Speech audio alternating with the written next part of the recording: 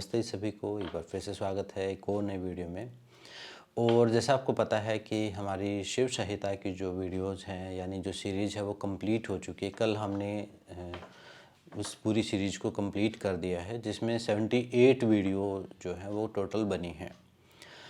अब आज की जो वीडियो है वो उससे नेक्स्ट हम क्या करने वाले हैं उसके बारे में है, और एक ज़रूरी इन्फॉर्मेशन के बारे में है कि जब आने वाला जो थर्सडे है यानी 30 तारीख को हम एक लाइव सेशन रखेंगे रात को 8 बजे। थर्सडे को हमारी वीकली मेडिटेशन क्लास रहती है, तो वो हम डायरेक्ट यूट्यूब पर रखेंगे। एक लाइव सेशन 8 बजे रहेगा रात के समय, और साथ में छोटा सा मेडिटेशन की क्लास भी हम रखेंगे, उसी में हम ऐड कर देंगे। ऑलमोस्ट 1 घंटे का पूरा सेशन रहेगा।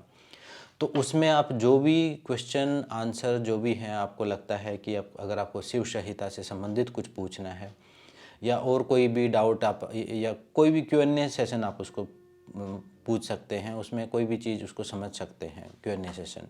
तो उसमें कोई भी सवाल आप पूछ सकते हैं आने वाले थर्सडे को रात को 8 बजे, 8 से 9 का ये रहेगा। और लास्ट में छोटा सा मेडिटेशन भी हम करने वाले हैं। अब हम बात करते हैं आने वाली सीरीज़ के बारे में कि हम कौन सी वीडियोस। वैसे तो मैंने सोचा था कि कोई पुस्तक का मैं ऐसे ही, जैसे अभी शिव संहिता थी तो कोई एक बुक लेंगे, हम एक ग्रंथ लेंगे अपना पुराना, जो एकदम अनजाना होगा और एकदम गूढ़ होगा, वैसा ही कोई लेंगे हम। जो नॉर्मल प्रचलित जो ग्रंथ हैं उनके बारे में तो बहुत विद्वान जो हैं वो बोलते हैं पहले ही, और उनको समझाने वाले भी एक से एक हैं। लेकिन जो ऐसा जो मुझे लगता है कि एक गूढ़ है और जानना ज़रूरी है या कहीं लुप्त होने की कगार पर है, तो वैसे ही ग्रंथ के बारे में हम बात करेंगे। लेकिन उसके पहले, क्योंकि ग्रंथ का मैंने कहा कि ओरिजिनल ग्रंथ आने में मंगवाने में समय लगता है, तो उसके बीच में कुछ टाइम पीरियड रहेगा। तो उस टाइम पीरियड में हम जो शिव संहिता वाला जो कॉन्सेप्ट है, यानी जो हमारा स्पिरिचुअल आध्यात्मिक जो विज्ञान का जो कॉन्सेप्ट है, उसको हम लेंगे। पहले अभी हमने समझा शिव संहिता में कि परंपरा में क्या है, ट्रेडिशन में क्या है, आध्यात्मिक जगत में किस प्रकार से चीज़ें होती हैं। अब ऐसा समझिए, अब आने वाली वीडियो में उस शिव संहिता को मैं आपकी लाइफ से रिलेट करने वाला हूँ।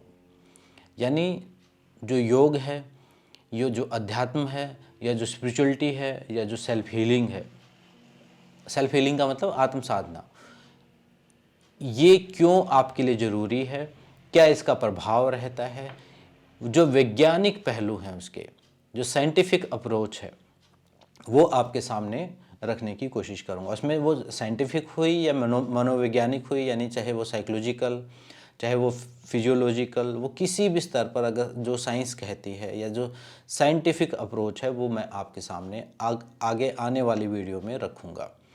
तो उसमें हीलिंग भी कवर हो जाएगी, उसमें अध्यात्म भी कवर हो जाएगा, उसमें योग का जो वैज्ञानिक पहलू है वो भी कवर हो जाएगा। तो उसमें जितनी भी होंगी वीडियोज़, और आपके जो सवाल होंगे, आपके जो क्वेश्चन होंगे, या आपका जो भी संशय होंगे, वो और वीडियो बनाने में मदद करेंगे और टॉपिक कवर करने में मदद करेंगे।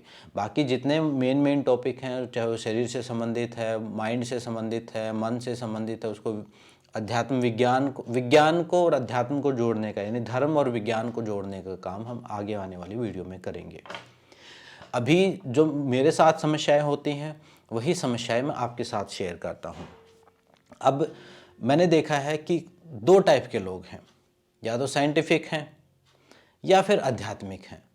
आध्यात्मिक हैं वो साइंस को नकार देते हैं, और जो साइंटिफिक हैं, जो साइंस को मानते हैं, वो अध्यात्म को नकार देते हैं, मतलब वो नास्तिक हो जाते हैं।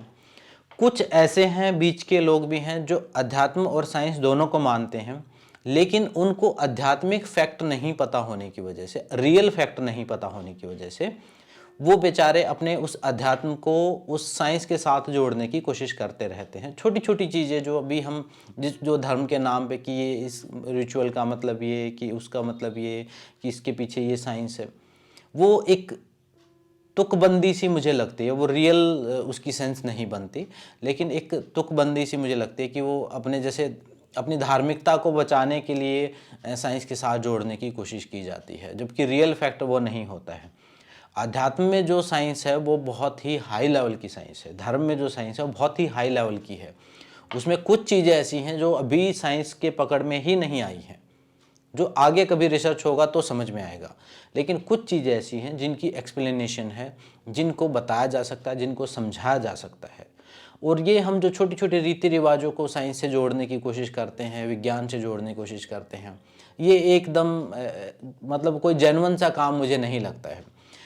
ये रिचुअल हैं, उनके पीछे अध्यात्म है और अध्यात्म के पीछे एक साइंस है।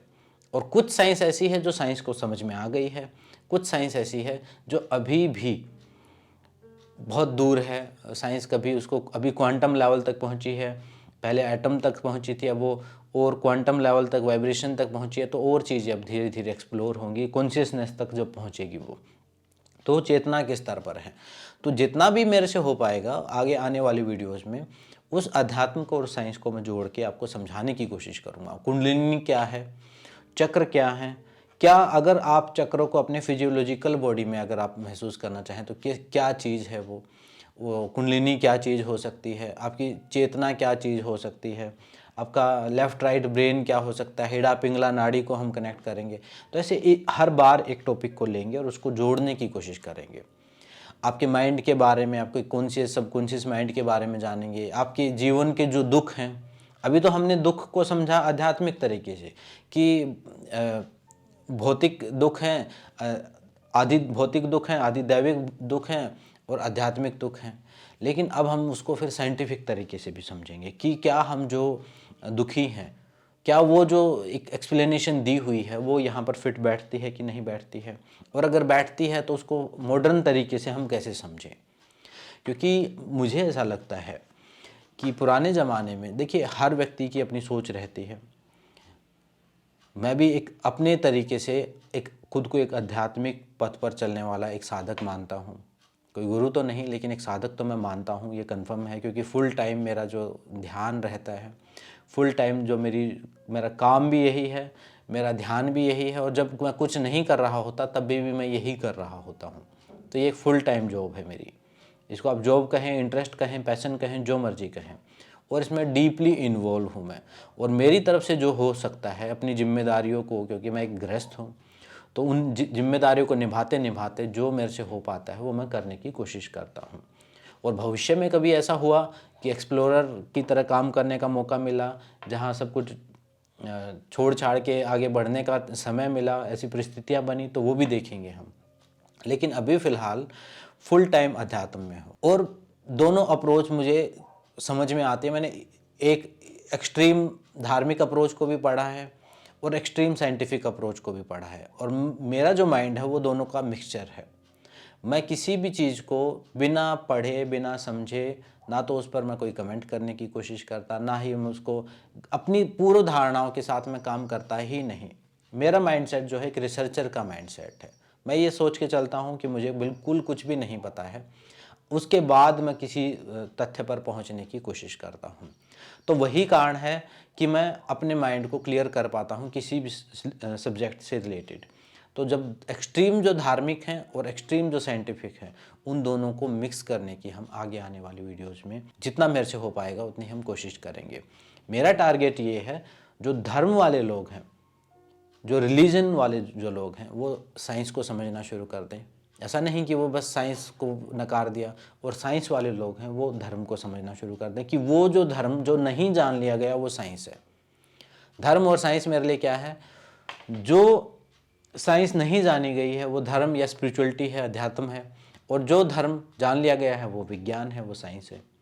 तो इन दोनों अप्रोच को हम समझने की कोशिश करेंगे, अपने शास्त्रों के साथ ऐड करेंगे, योग की शिक्षा के साथ ऐड करेंगे। मेरा जो फोकस पॉइंट, जो मेन, जो सेंटर में जो है वो योग है, क्योंकि वही मेरी मास्टरी है, उसी का मैंने अध्ययन किया है, वही मुझे आता है, उसकी हर अप्रोच मुझे पता है। तो इसलिए सेंटर में हम योग को रख के फिर हम विज्ञान को और धर्म को रिलेट करने की कोशिश करेंगे आगे आने वाली वीडियोज़ में। अगर मैं सिर्फ धार्मिक हो जाऊं तो मुझे नहीं इतनी शिक्षा दीक्षा मेरी धर्म की है, और ना ही मैं इतना कोई वैज्ञानिक भी नहीं हूं कि मैं आपको वो अप्रोच समझा सकूं। लेकिन मैंने दोनों को थोड़ा सा स्टडी किया है, और दोनों को मेरे दोनों माइंड, ऐसा समझ लीजिए, मेरा लॉजिकल माइंड भी और मेरा क्रिएटिव माइंड भी, मैं दोनों का उपयोग करता हूँ, तो मैं उस चीज़ को एक ढंग से आप तक पहुँचा पाऊँगा शायद। तो उनको हम आगे आने वाली वीडियोज़ में, चाहे वो हेल्थ के लेवल पर हो, चाहे वो मेंटल हेल्थ के लेवल पर हो, चाहे वो स्पिरिचुअल हेल्थ के लेवल पर हो, किसी भी स्तर पर हो, चाहे वो आध्यात्मिक चेतना के स्तर पर हो, हम आत्मा परमात्मा की भी बात करेंगे और हम बीमारियों की भी बात करेंगे, हम फिजियोलॉजी की भी बात करेंगे, हम हर एंगल पर बात करने वाले हैं आगे आने वाली वीडियोज में। हर बार हम एक टॉपिक ले लेंगे और कुछ टॉपिक जो आप सजेस्ट करेंगे उनको भी हम साथ में ले सकते हैं। अगर मुझे लगता है कि वो मुझे पता है उस बारे में या उसके ऊपर मैंने कुछ काम किया है, तो फिर उसको भी हम ले सकते हैं, आप सजेस्ट कर सकते हैं थर्सडे के सेशन में। तो ये आने वाली सीरीज का मैंने सोचा है। और उसके तब तक हमारी जो ग्रंथ या जो बुक हैं वो भी आ जाएंगी और उसके बाद फिर हम उनकी चर्चा शुरू करेंगे स्टेप बाय स्टेप। जैसे शिव संहिता को कंप्लीट किया, उनको भी कंप्लीट करेंगे। मेरा मानना ये है कि जो योगी, इस चैनल का नाम जो फिट योगीज जो मैंने रखा है वो बड़ा सोच समझ के ही मैंने रखा है।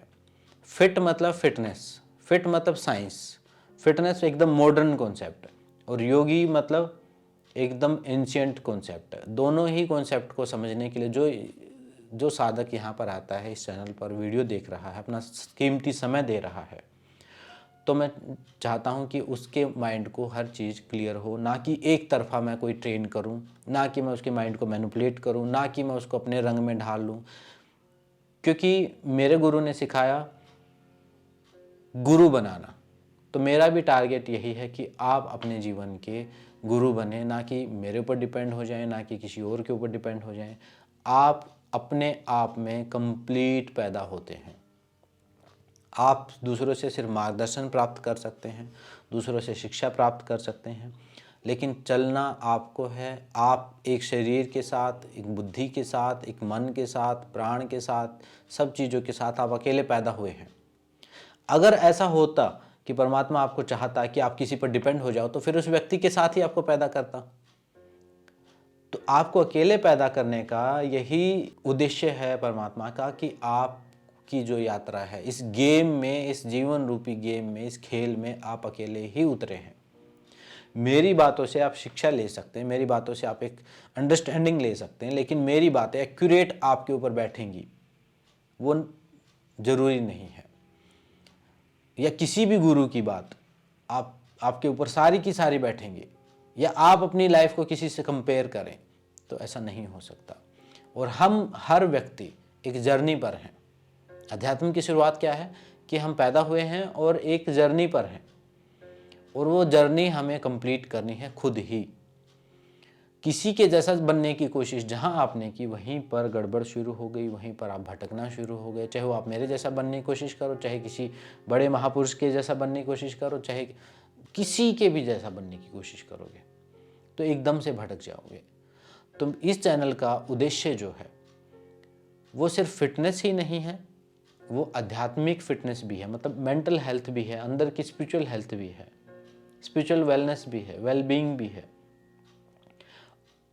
और सिर्फ स्पिरिचुअल वेलबींग भी नहीं है, फिजिकल फिटनेस भी है। मैं चाहता हूँ आप जीवित रहो, स्वस्थ रहो और जागृत रहो और आध्यात्मिक खुद के असली स्वरूप को समझो। और यही सेम उद्देश्य योग का भी है। योग का जो आजकल प्रचार प्रसार है, वो योग का भी यही उद्देश्य है। अब इस भारतवर्ष को हमारे कई महर्षि भी बोल के गए हैं, जो बड़े बड़े संत हैं वो बोल के गए हैं, और मुझे भी यही लग रहा है कि अब इस भारतवर्ष को जो वापस सोने की चिड़िया, जो ज्ञान, इसमें जो वापस जो ज्ञान का प्रकाश जो पूरी पृथ्वी के ऊपर जो भारत का एक पहले पद था, उस पद तक पहुंचाने के लिए योग ही काम करेगा। उसके अलावा मुझे नहीं लगता कि और कोई चीज़ काम हो। धर्म काम करता है, धर्म मतलब योग को मैं धर्म को थोड़ा सा इसलिए अलग कर रहा हूँ क्योंकि धार्मिकता है, एकदम धार्मिकता। मैंने धार्मिक लोगों के भी विचार सुने हैं, वो तो कहते हैं कि विदेश में भी मत जाओ। वो कहते हैं कि कुछ मतलब बहुत लिमिट, जैसे अभी किसी ने कल की वीडियो में बताया था कि ओम का उच्चारण भी नहीं करो, गायत्री मंत्र का भी नहीं करो, ये भी नहीं करो। नहीं नहीं नहीं करने पर वो उनका ध्यान है। तो वो मुझे चीज़ डाइजेस्ट नहीं होती है मेरे केस में। आप मुझे उसमें गलत भी बता सकते हैं, हो सकता है मैं गलत भी हूँ, लेकिन मेरा माइंडसेट वैसा नहीं है। और मुझे वो बिल्कुल जो एथिस्ट होते हैं, जो नास्तिक होते हैं, जो हर चीज़ को नकार देते हैं, मुझे वो भी चीज़ समझ में नहीं आती है। तो उनके बीच का रास्ता, जैसे महात्मा बुद्ध ने कहा मध्य मार्ग, वो मध्य मार्ग मुझे समझ में आता है। मध्य मार्ग का मतलब ये नहीं है कि इससे भी बचना उससे भी बचना। मध्य मार्ग का मतलब है दोनों को मिला के चलना, अपने दोनों ब्रेन का उपयोग करना, अपने लॉजिक को भी लगाना, मतलब साइंस को भी लगाना, और धर्म को भी लगाना, अपनी कल्पनाओं का, क्रिएटिविटी का भी उपयोग करना, और अपने जो मैथमेटिशियन जो माइंड है आपका, जो हर चीज़ में तर्क वितर्क करता, उसका भी उपयोग करना।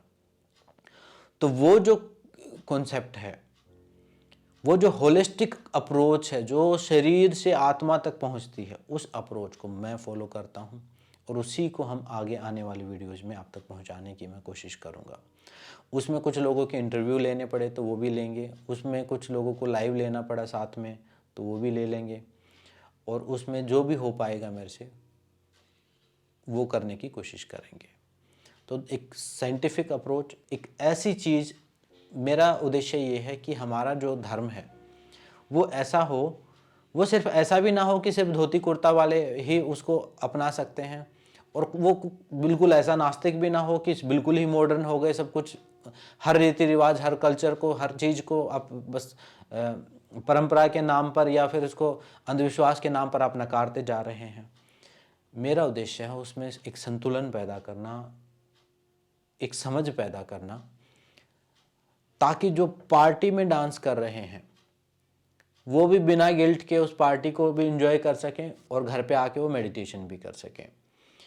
और जो लोग धोती कुर्ते में बैठे हैं, जो सुबह शाम यज्ञ हवन कर रहे हैं, वो समय आने पर कोट पैंट पहन के, अपना सूट डाल के अपनी चीज़ों को आगे प्रेजेंट कर सकें। ये मेरा उद्देश्य है। तो यही मैं खुद के जीवन में भी मैं यही आचरण करने की कोशिश करता हूँ। यही मेरा जीवन जीने का तरीका है। आपने देखा होगा मैं बहुत ज़्यादा धार्मिकता वाले, ना तो मैं कोई कपड़े पहनता, ना कोई ऐसा दिखाने की कोशिश करता, और ऐसा भी नहीं है कि मैं बिल्कुल एक सहज धर्म को जो अपना सके, एक सहज आध्यात्मिकता क्रिएट करना मेरा उद्देश्य है। मुझे भी वही समझ में आई है, और मेरे ख्याल से आज के दिन जो मनुष्य है उसको वही समझ में आने वाली है। अगर हमने किसी भी लेवल पर एक्सट्रीम किया तो थोड़े दिन में क्या होगा, कोई धार्मिक नहीं रहेगा, कोई आध्यात्मिक नहीं रहेगा, और सब मंदिर में, अभी जो मंदिर में जा रहे हैं, अभी हमारा जो धर्म है, अभी जो सनातन धर्म है, वो भय का धर्म है।